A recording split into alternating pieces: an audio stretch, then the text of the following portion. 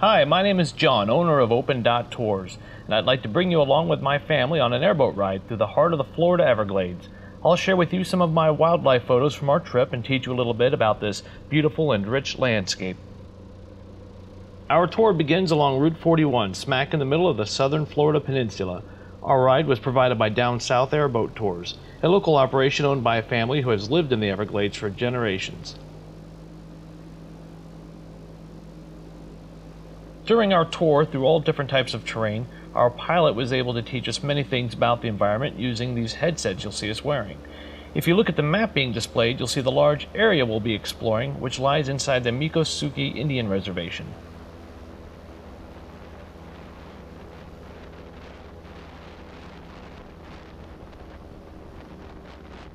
Alright, now let's get out there and start exploring.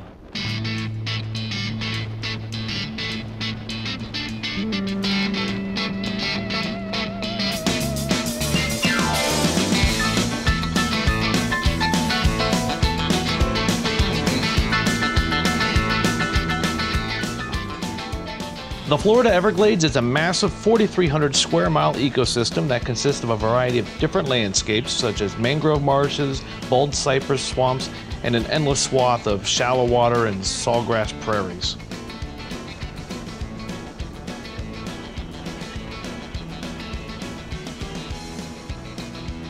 The Everglades region stretches from Lake Okeechobee to the southern tip of Florida. While it's often referred to as a swamp, the Everglades is actually a very wide and very slow-moving river, sometimes called a river of grass for its dense growth of sawgrass.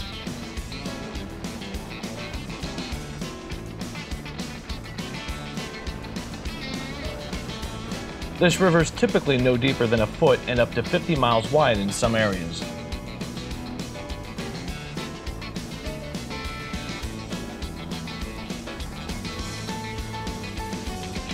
This iconic expansive wilderness in Florida supports over 350 different species of birds, 300 species of fresh and saltwater fish, 40 species of mammals, and 50 species of reptiles.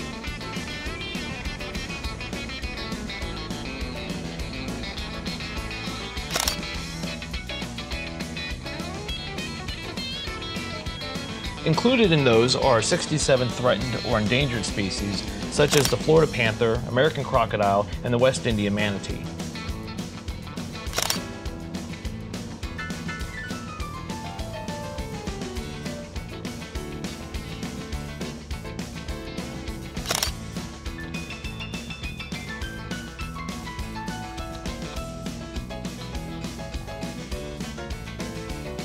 Today we were lucky enough to spot a snail kite, a small hawk-like bird that preys almost primarily on snails called apple snails. This particular species of kite is found only here in the Florida Everglades and was listed as an endangered species in 1967.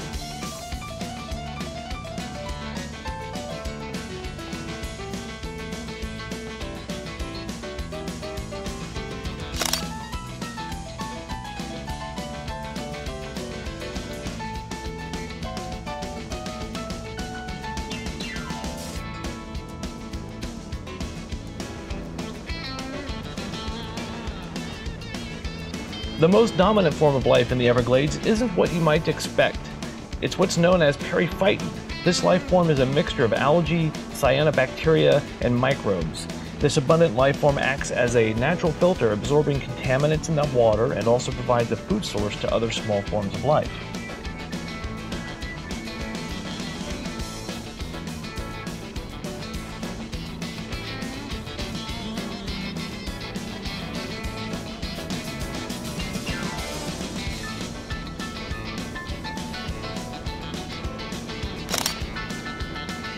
It's said that the entire well-being of the Everglades depends heavily on this organism.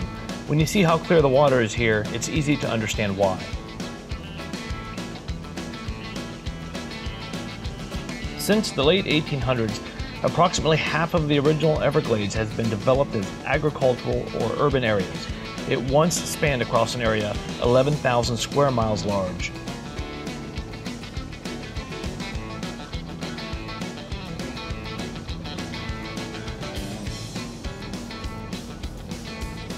In the early 1900s, there was an attempt to drain the Everglades to make the land suitable for agricultural development.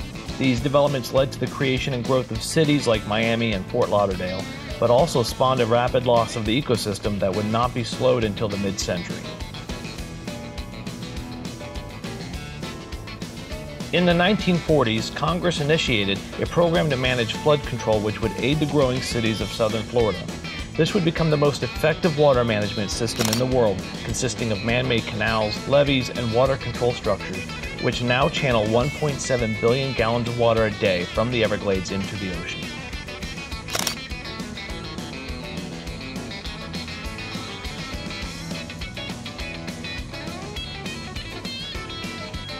There has been an ongoing restoration effort taking place since the 1980s to reverse the damage done to the Everglades region. The 30-year program to restore this ecosystem was estimated to cost $8.2 billion. That estimate has since increased to over $9 billion and now may take up to 50 years to accomplish.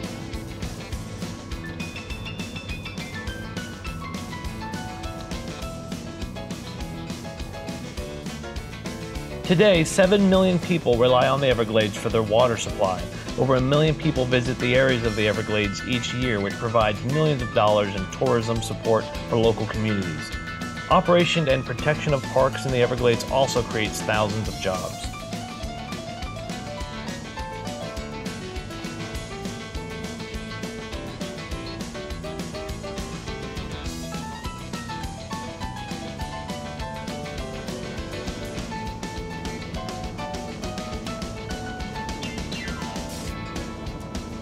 The land we've explored today belongs to the Miccosukee Indian tribe. When driving through the Miccosukee village, you can see some of their traditional huts with palmetto fiber roofs. These are called chickees. Although modern-day tribe members don't live in these huts, they are still built and used for ceremonial and decorative purposes.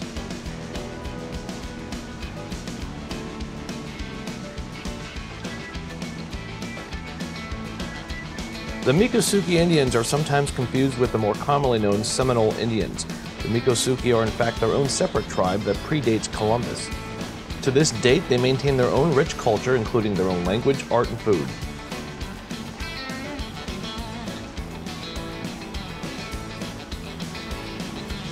Because the owner of the Airboat is himself a member of the Miccosukee, he has the exclusive privilege of taking us out to explore this protected area of the Everglades.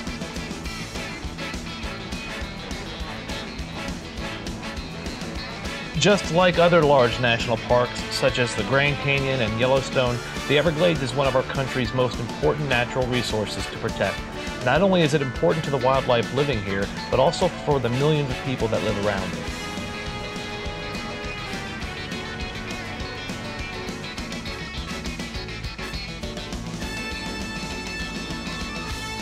I hope you've enjoyed this virtual ride with us today, and if you'd like to learn more about the Everglades, visit www.mps.gov/ever.